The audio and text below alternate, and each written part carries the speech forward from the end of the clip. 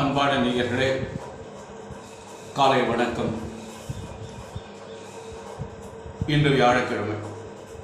குரு பிரம்மா குரு விஷ்ணு குரு தேவோ மகேஸ்வரः சாட்சாத் பரபிரம்மா தஸ்மை ஸ்ரீ குரவே நமः. கல்லாலில் புடையமங்கு நான்மறை ஆறு அங்க முதல் கற்ற கேள்வி வல்லார்கள் நால்வருக்கும் வாக்கு இருந்த பூரணமாய் மறைக்கு அப்பாலாய் எல்லாமாய் அல்லதுமாய் இருந்ததனை இருந்தபடி இருந்து காட்டி சொல்லாமல் சொன்னவனை நினையாமல் நினைந்து பவத்தொடக்கை வெல்வாம். அன்பு சார்ந்த நேயர்களே, இன்று பங்குனி மாதம் 22ஆம் நாள் வியாழக்கிழமை, தசமி திதி 12:11 பகல், பெண் ஏகாதசி திதி, திருவோண நட்சத்திரம். திருவோண நட்சத்திரம் 4:26 முதல் வரை இருக்கு. பின்னாடி அவிட்ட நட்சத்திரம். சாயந்தரம் அவிட்டம் வந்துடுது, 4:30 அவிட்டம் வந்துடுது. சித்த யோகம் 2 நட்சத்திரத்துக்கு இன்றைக்கு யோகம் சித்த யோகம் தான் நன்றாக இருக்கிறது. ராகு காலம் வியாழக்கிழமைக்கு 1:30 to 3, யமகண்டம் காலையில் 6 முதல் 7:30, குளிகன் 9 முதல் 10:30, சூலம் தெற்கு, பரிகாரம் எண்ணெய். அன்பு சார்ந்த நேயர்களே, இன்று குரு பயிற்சியுடைய ராசி பலன்கள் எப்படி இருக்கிறது, ஒவ்வொரு ராசிக்கும் பலன்கள் எந்த அளவிலே இருக்கிறது என்பதை இன்று பார்ப்போம். அன்பான நேயர்களே, இன்று மேஷராசி என்பவர்களுக்கு ராசியில் குரு இருக்கிறார். ராசிநாதன் 11 இருக்கார். ராசிநாதன் நல்ல இடத்துல, அருமையான இடத்துல இருக்கார். அது உங்களுக்கு நல்ல பலன் என்று சொல்வது. ராசியில் குரு இருந்துக்கிட்டு 5, 7, 9ஆம் இடத்தை குரு பார்க்குறாங்க. 5, 7, 9ஆம் இடத்தை குரு பார்க்கறது நல்ல சிறப்பு. 10ஆம் இடத்துல செவ்வாயும் சனியும் இருக்கு. தொழிற்சானத்தில் 11ஆம் இடத்துல இவங்க 2 பேர் இருக்காங்க, நல்ல இடத்துல இருக்காங்க. இந்த செவ்வாயும் சனியும் 11ஆம் இடத்துல இருக்காங்க, லாபஸ்தானத்தில். சனி 11ஆம் இடத்துல இருப்பது ஒரு அருமையான அமைப்பு என்று சொல்வது, ஒரு நல்ல நிறைவு என்று சொல்லலாம். ஆகவே இந்த செவ்வாயும் 11ஆம் இடத்துல இருக்காங்க, லாபஸ்தானத்தில். அது ஒரு நல்ல அமைப்பு என்று சொல்லலாம். ஆகவே இன்று மேஷராசிக்கு நல்ல நாள். ஜென்மத்தில் குரு இருந்துக்கிட்டு அவருடைய பார்வை மிகச்சிறப்பாக. இதில் ஒரு கருத்து இருக்கிறது. குரு இருக்கிறது நல்லதா, பார்க்கறது நல்லதா? ஒரு இடத்துல குரு இருப்பதை விட பார்வைக்கு மிகச்சிறப்பு. குரு 9ஆம் இடம் தான் அவர் இருக்கிறது பெரிய சிறப்பு. மற்ற இடங்களில் அவருக்கு அவர் சிறப்பாக சொல்லப்படலை. 9ஆம் இடத்துல குரு இருந்தால் அந்த ஜாதகருக்கு எந்த தோஷமும் கிடையாது. ஆனால் அவர் பார்க்கின்ற பார்வைகள் என்ற இடங்கள் பூராம் சிறப்பு பெறுகிறது. அதுக்கு ஒரு கதை கூட உண்டு. குரு பார்த்தால் கோடி தோஷம் நிவர்த்திக்கிறது, ஒரு வரலாற்று கதை உண்டு. ஆகவே ரிஷபராசி என்பவர்களுக்கு இன்று ராகு 11 இருக்காரு. ராசிநாதன் சுக்கிரன் 11 இருக்காரு. ராசிநாதன் உச்சம் பெற்றிருக்காரு, நல்லதுதான். ஆனால் 6 கூடியவர் உச்சம் பெறக்கூடாது. 2 கூடிய புதன் நீசம் அடைஞ்சாலும் 11 இருக்கார், லாபஸ்தானம், நன்மை. ரிஷபராசிக்காரங்களுக்கு இன்று சனியும் செவ்வாயும் 10 இருக்காங்க. அது 2மே அவருக்கு ஒரு நல்ல அமைப்பு. 10ஆம் இடம் மிகச்சிறப்பாக இருக்கிறது. தொழிற்சாலம் நல்ல நிறைவாக இருக்கிறது என்று பொருள். மிதுன ராசி என்பவர்களே, உங்களுக்கு குரு 11ஆம் இடத்துல இருக்கார், சனி 10ஆம் இடத்துல இருக்கார், நல்ல இடத்துல இருக்காங்க. 10ல் ராகுவும் சூரியனும் இருக்காங்க. செவ்வாய் சனி 9ஆம் இடத்துல இருக்காங்க. அவங்க 9ல் இருக்கக்கூடாது. ஆனால் அவருக்கு சனிக்கு சொந்த வீடுங்கிறாங்க. எந்த வீடாக இருந்தாலும் அந்த 9ஆம் இடத்தை அதுக்கு வீட்டுக்குரிய பலனை கெடுத்து போடுவார். ஆனால் 10ல் சூரியனும் ராகுவும் இருப்பது தொழில் சார்ந்த மிகச் சிறப்பு. 5ஆம் அதிபதி உச்சம் பெற்றிருக்கார் சுக்கிரன். அது ஒரு பெரிய சிறப்பு மிதுன ராசி என்பவர்களுக்கு. அதனால மிதுன ராசி என்பவர்களுக்கு குரு 11ல் இருக்கிறது மிகச் சிறப்பு. சித்திரை மாதம் 18ஆம் தேதி வரை இருக்கார். அடுத்து கடகராசி என்பவர்களே உங்களுக்கு குரு 10ல் இருக்காங்க. 9ஆம் அதிபதி 10ல் இருக்கார். தொழிற்சாரம் நிறைவாக இருக்கும். ஆனால் குரு 10ல் இருக்கக்கூடாது. இப்படி எல்லா விஷய கருத்துக்கள் இருக்கு. ஆகவே கடகராசி என்பவர்களுக்கு இன்று செவ்வாய் 8ல் சனி 8ல் அஷ்டம சனி நடந்து கொண்டிருக்கிறது. இந்த அஷ்டம சனி கொஞ்சம் சற்று காலதாமதப்படுத்தும் காரியங்களை என்று சொல்வது. ஆகவே சற்று கவனமாக நடந்து கொள்ளுங்கள். 9ல் ராகு வேறு இருக்கு, அதுவும் சற்று தாமதப்படுத்தும். ஆனால் தொழிற்சாரம் நிறைவாக இருக்கிறது. ஆகவே இன்று உங்களுக்கு கடகராசி என்பவர்களுக்கெல்லாம் இந்த குரு பயிற்சிக்கு அப்புறம் பிரமாதமாக இருக்கும். ஏனென்றால் குரு 11ஆம் இடத்துக்கு லாபஸ்தானத்துக்கு வரப்போகிறார். நன்மையை செய்வார். ஒரு நல்ல வழியை காட்டுவார். வாழ்வதற்கு ஒரு சிறந்த நல்ல அமைப்பான வழியை காட்டுவார். வாழ்க்கையில் முன்னேறிக்கலாம். அதுக்குடைய வாய்ப்புகள்லாம் நல்ல நிறைவாக இருக்கும். அன்பு சார்ந்த நேயர்களே, சிம்மராசி என்பவர்களுக்கு இந்த நாள் எப்படி இருக்கிறது? சிம்மராசி என்பவர்களுக்கு ராசியை குரு பார்க்கிறார். ராசியை குரு பார்ப்பது மிகவும் சிறப்பு. அந்த குரு எங்கே இருக்கிறார்னா 9ஆம் இடத்துல இருக்கிறார். அது ஒரு பெரிய சிரமம். ஓடி போனவனுக்கு 9ஆம் இடத்துல குரு, ஆப்டவனுக்கு அட்டமத்தில் சனி என்று சொல்வார்கள். அதனால 9ஆம் இடத்துல குரு இருப்பது நல்ல பலன் தரும்.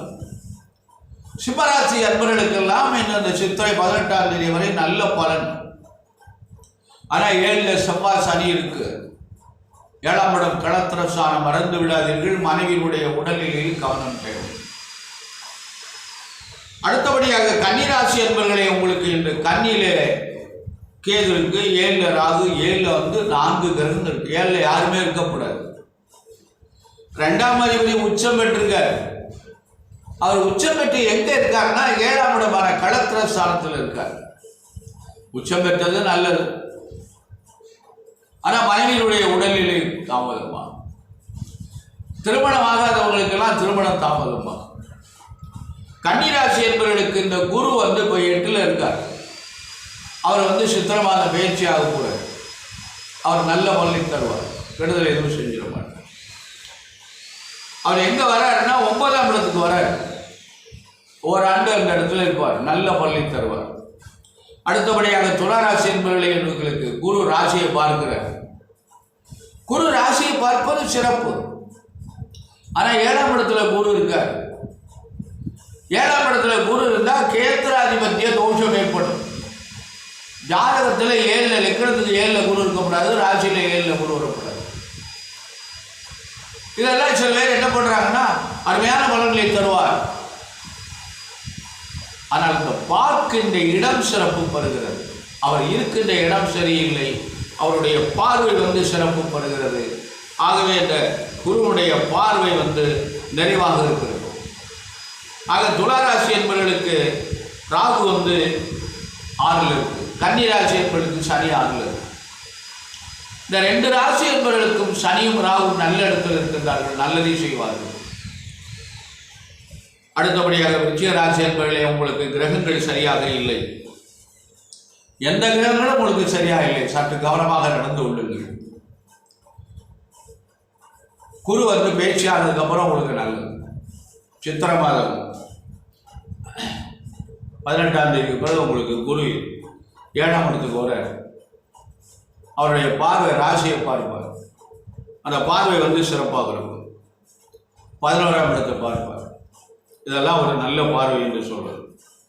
அடுத்து தனுசு ராசி என்பவர்களே, உங்களுக்கு ராசிநாதன் குரு 5ஆம் இடத்துல இருக்கார். சனி பகவான் 3ல, செவ்வாய் 3ல, ராகு 4ல. இந்த சனி பகவானும் இந்த செவ்வாய் ராகு வந்து உங்களுக்கு நல்ல பலன்களை தருவார். எதிர்காலம் சிறப்பாக இருக்கிற மாதிரி செய்வார். ஆகவே இது உங்களுக்கு அருமையான நாள். குரு 5ல் இருக்கார். சித்திரை 18ஆம் தேதி சாயந்தரம் 5 மணி வரை இருக்கார். அதுக்கப்புறம் அவர் 6ஆம் இடத்துக்கு வந்தார். 7ஆம் இடத்துக்கு வந்தார். 7ஆம் இடத்துக்கு வந்தாருன்னா அவங்க ராசியை பார்க்கின்றார். அடுத்து தனுசு ராசி என்பவர்களே, உங்களுக்கு இந்த குரு 5லிருந்து 6ஆம் இடத்துக்கு வர, இந்த 6ஆம் இடத்துக்கு வருகின்ற பொழுது அவருடைய பார்வை வந்து சிறப்பாக இருக்கிறது. 2ஆம் இடத்தை பார்க்கிறார், குடும்பஸ்தானத்தை.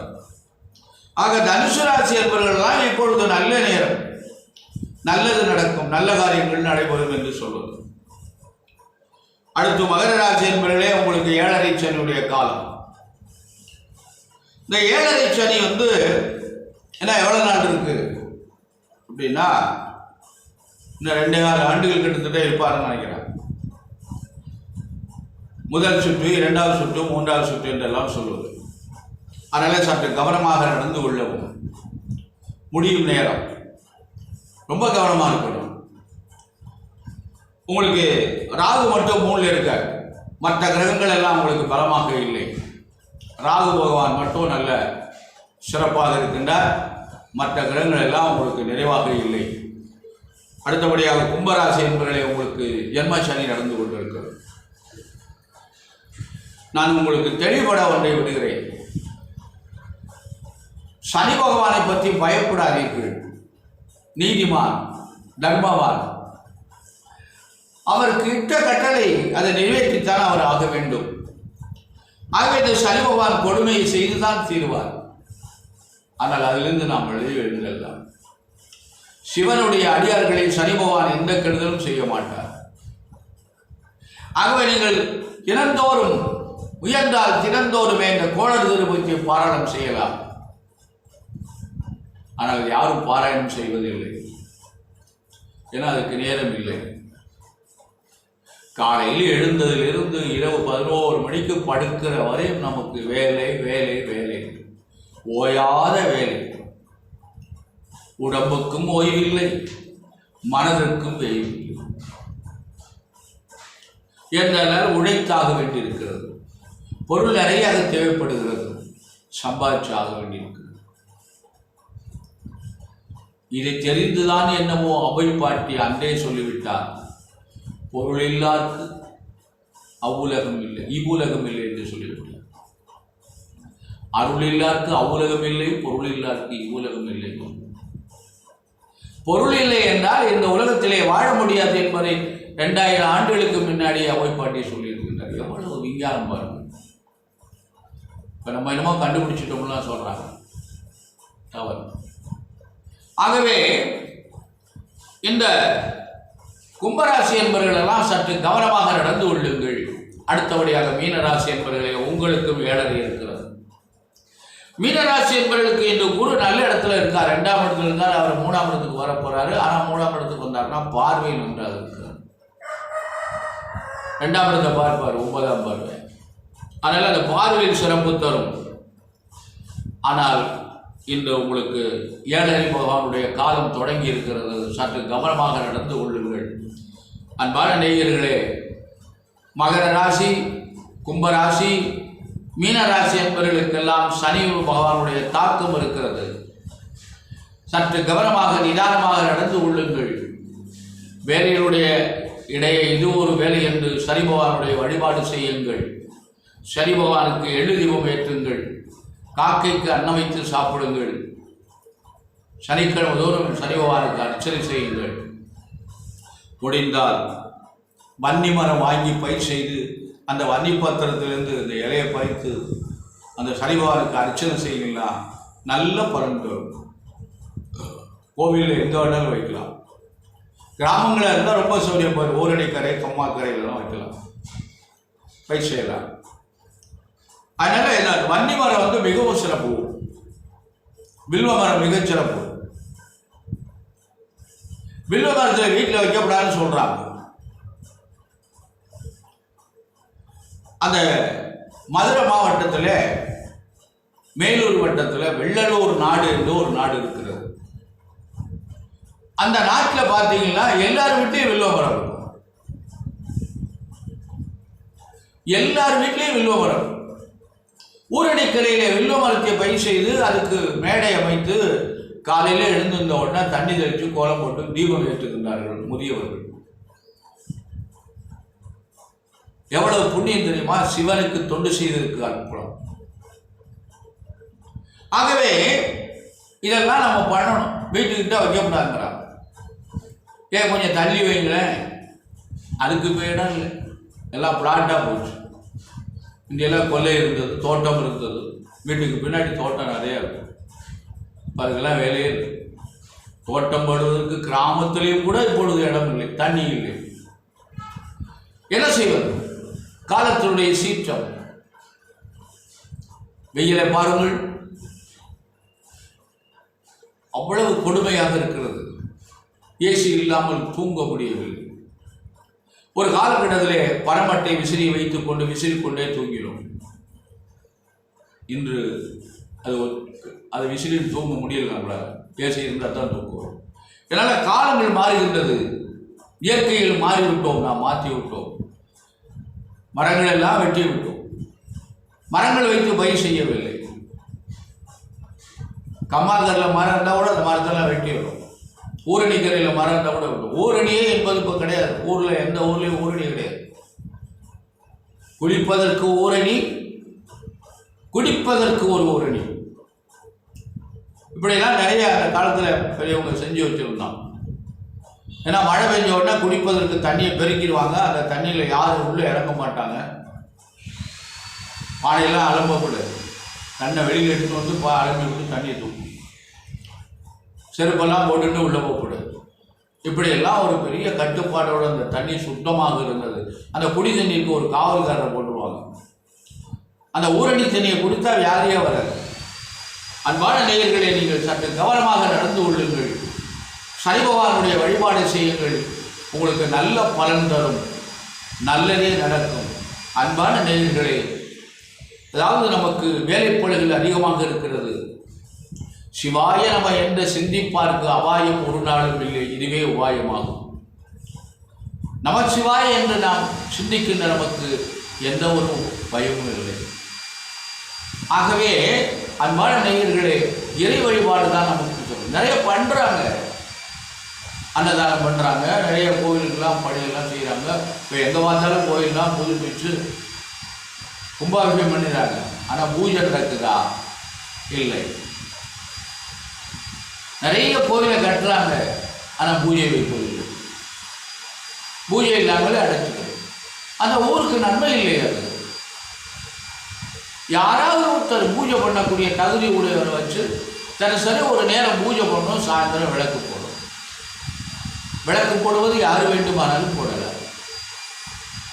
பூஜைகள் தான் விளக்கு போடணும் இல்லை. சாயந்தரம் அதனால் கோயிலில் திறந்த ஒரு பிள்ளையார் கோயில் இருக்குன்னா காலையில் எழுந்திருந்து பக்கத்தில் இருக்கிற பெண்மணிகள்லாம் இந்த கோவிலை கூட்டி சுத்தம் பண்ணி வாசலில் மாக்கோலம் விட்டு அந்த கோவிலை தீபம் ஏற்றி வைத்து அந்த கோயில் பூஜைகள் வந்தவுடனே இந்த சுவாமிக்கு மலர்கள் எல்லாம் பறித்து கொடுத்து கோயிலுக்கு நேர தீவிர அரளி செடி, நந்தியாவட்டை செடி இதெல்லாம் வைத்து பயிர் செய்து அந்த புஷ்பங்களை பறித்து அவரிடம் கொடுத்து அந்த மலர்களை அவருக்கு சாத்த சொல்லி அந்த இறை வழிபாடு நாம் செய்து வந்தவையானால் நிச்சயமாக அந்த விநாயகர் பெருமானுடைய அருள் நமக்கு பூரணமாக கிடைக்கும்.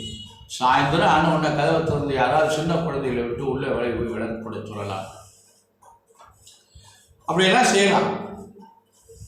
நமக்கு கிராமங்களிலே கோயில் பூஜை பண்ணணும்னா குருக்கள் தான் கிடைப்பான்லாம் சொல்ல முடியாது. அதாவது பூஜை யார் வேண்டுமானாலும் பூஜை பண்ணலாம்.